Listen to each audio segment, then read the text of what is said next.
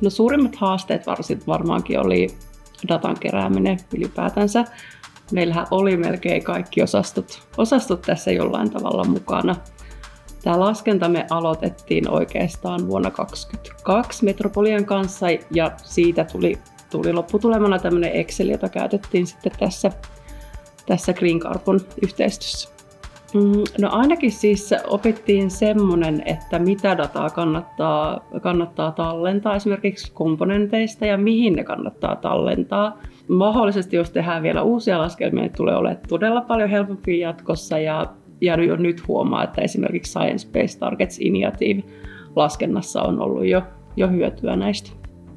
Me tarkasteltiin myös, että kuinka paljon vaikutusta on materiaali- ja komponenttien kuljetuksella, mutta se oli alle 2%. Meillä tulee suurin osa materiaaleista tulee läheltä, eli Suomesta tai sitten Euroopasta, niin tällä oli myös sitten iso vaikutus siihen, että oli näin pieni. Isompana päästölähteenä oli selkeästi tuotteen käyttö, eli se oli 70%. Kaksi seuraavaa oli materiaalit, joista erityisesti piirikortit, ja sitten tuotteiden toimittaminen, joka oli myöskin 14%. Me ollaan globaali yritys ja toimitaan ympäri maailman, niin tämä vaikutti tietenkin tähän.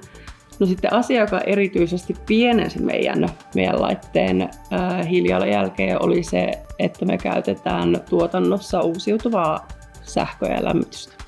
Asiakas voi itse vaikuttaa tähän hiilijalanjäljen suuruuteen sen koko elinkaaren aikana, eli jos valitsee uusiutuvan sähkön, niin päästöt vähenee jopa 70%.